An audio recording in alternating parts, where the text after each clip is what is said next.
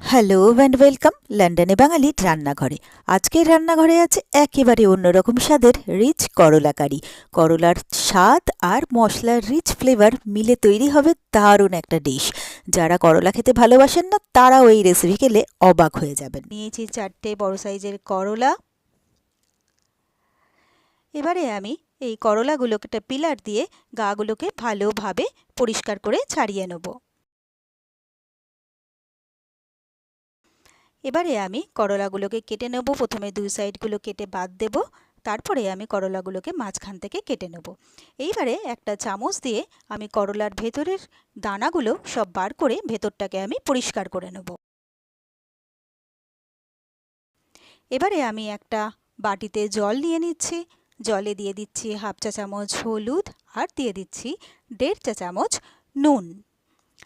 এবারে আমি করলাগুলোকে এই জলের মধ্যে নুন হলুদ দেওয়া জলের মধ্যে ভিজিয়ে রেখে দেবো 1.5 থেকে 2 ঘন্টার জন্য। এরপরে আমি একটা বাটিতে নিয়ে নিচ্ছি 1.5 টেবিল চামচ সাদা তিল, নিয়ে নিচ্ছি 1.5 টেবিল চামচ চিনেবাদাম আর নিয়ে নিচ্ছি 1.5 টেবিল চামচ নারকেল। আমার এখানে ড্রাই নারকেল ছিল, সেজন্য আমি ড্রাই নারকেলই নিয়ে নিয়েছি। আপনাদের যদি ফ্রেশ নারকেল থাকে আপনারা সেটাও নিতে পারেন। এবারে আমি এই সবগুলোকে ড্রাই রোস্ট করে নেব। তারপরে আমি বাদামের খোসাগুলো ছাড়িয়ে নিয়ে আমি একটা গ্রাইন্ডারে এগুলোকে গ্রাইন্ড করে নিলাম। এরপরে আমি একটা কড়া বসিয়ে দিয়েছি। কড়াতে দিয়ে দিচ্ছি সাদা তেল। তেলটা গরম হলে আমি দিয়ে দিচ্ছি হাফ চা চামচ মৌরি, হাফ চা চামচ কালো জিরে আর 1/4 চা চামচ মেথি। আমি এখানে 6 থেকে 8 টেবিল চামচ তেল নিয়েছি। আর এটাকে আমি ভালোভাবে 15 সেকেন্ডের জন্য ভেজে নেব। এর থেকে একটা সুন্দর গন্ধ বেরোচ্ছে। আমি এবারে এখানে একটা মিডিয়াম সাইজের কুচনো পেঁয়াজ দিয়ে দিলাম। পেঁয়াজটাকেও আমি 1.5 থেকে 2 মিনিটের জন্য ভেজে নেব। ওদিকে কিন্তু আমার করলা ভেজানো প্রায় 2 ঘন্টা হয়ে গেছে। এবারে আমি করলাগুলোকে এর মধ্যে দিয়ে দিলাম। তো করলাগুলোকে আমি ভেজে নেব, তবে করলাগুলো এখন ভীষণ তেল ছিটকাচ্ছে বলে আমি এটা 2 মিনিটের জন্য ঢাকনাটা লাগিয়ে দেবো। তো 2 মিনিট পরে আমি ঢাকনাটা খুলে নিলাম। এবার করলাগুলোকে আমি খুব ভালোভাবে ভেজে নেব, তার সাথে পেঁয়াজগুলোকেও কিন্তু একদম লালচে করে ভেজে নিতে হবে। আর করলা যতক্ষণ ভিজিয়ে রাখবেন তত বেশি তেঁতোটা কিন্তু এর কেটে যাবে। তো করলাগুলো আমার ভালোভাবে ভাজা হয়ে গেছে। এবারে আমি এখানে দিয়ে দিলাম 1 টেবিল চামচ আদা রসুন পেস্ট, দিয়ে দিলাম 1 চা চামচ ধনে গুঁড়ো, 1 চা চামচ জিরে গুঁড়ো, হাফ চা চামচ লাল লঙ্কার গুঁড়ো, দিয়ে দিচ্ছি হাফ চা চামচ কাশ্মীরি লাল লঙ্কার গুঁড়ো, দিয়ে দেবো হাফ চা চামচ গরম মশলা গুঁড়ো আর দিয়ে দেবো স্বাদমতো নুন। এরপরে আমি দেব হাফ চা চামচ হলুদ। আর এটা ভীষণ গরম বলে 2 টেবিল চামচ জল আমি এতে দিয়ে দিচ্ছি, না হলে সব মশলাগুলো পুড়ে যাবে। এবারে আমি সব কিছু ভালোভাবে মিশিয়ে নিয়ে মশলাটাকে আমি ভালো করে কষিয়ে নেব। রান্নাটা হতে কিন্তু বেশি সময় একদম লাগে না, খুব চটপট হয়ে যায়। আমি আরও 2 টেবিল চামচ জল এতে দিয়ে দিলাম। এরপরে মশলাটা আমি আরও ভালোভাবে একবার কষিয়ে নিচ্ছি।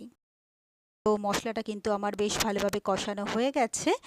এবারে আমি এতে গ্রেভির জন্য পরিমাপ মতো জল দিয়ে দিচ্ছি। তো এবারে সবটাকে ভালোভাবে আমি মিশিয়ে নিচ্ছি। এরপরে যে মশলাটা আমি গ্রাইন্ড করে রেখেছিলাম, অর্থাৎ বাদাম, তিল আর নারকেল, সেই গ্রাইন্ড করা মশলাটা আমি এর মধ্যে দিয়ে দিলাম। দিয়ে আমি সবটাকে ভালোভাবে মিশিয়ে দিচ্ছি। এবারে আমি এটা মিনিট 5 জন্য ঢাকা দিয়ে দেবো। তো 5 মিনিট পরে আমি ঢাকনাটা খুললাম। আমি এবার খুন্তি দিয়ে নেড়েচেড়ে দেখে নিচ্ছি। করলাগুলো কিন্তু আমার বেশ ভালোভাবে সেদ্ধ হয়ে গেছে। এবারে আমি এখানে দিয়ে দিচ্ছি 2 টেবিল চামচ তেঁতুল গোলা জল আর দিয়ে দেবো 1 চা চামচ চিনি।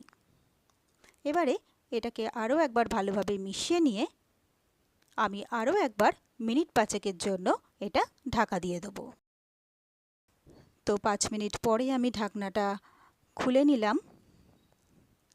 দেখুন রঙটা কিন্তু ভীষণ সুন্দর হয়েছে। আর নেড়েচেড়ে দেখে নিচ্ছি আমার কিন্তু করলাগুলো খুব ভালোভাবে নরম হয়ে গেছে এবং আমার রিচ করলা কারি কিন্তু একেবারে তৈরি হয়ে গেছে। এবারে আমি গ্যাস অফ করে দেবো আর সার্ভ করার জন্য সার্ভিং বলে তুলে নিই। তাহলে এই দারুণ টেস্টি করলা কারি আপনারাও কিন্তু ঝটপট বাড়িতে বানিয়ে ফেলতে পারেন, আর আমি গ্যারান্টি দিয়ে বলতে পারি ছোট থেকে বড় সবাই এটা ভীষণ পছন্দ করবে।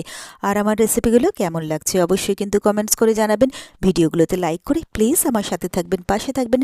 আর আমার চ্যানেলটা যদি আপনারা নতুন চেক করতে থাকেন তাহলে প্লিজ চ্যানেলটাকে সাবস্ক্রাইব করে পাশে থাকা বেল আইকনটা প্রেস করে দেবেন, তাহলে আমার ভিডিওর নোটিফিকেশান আপনারা খুব সহজেই পেয়ে যাবেন।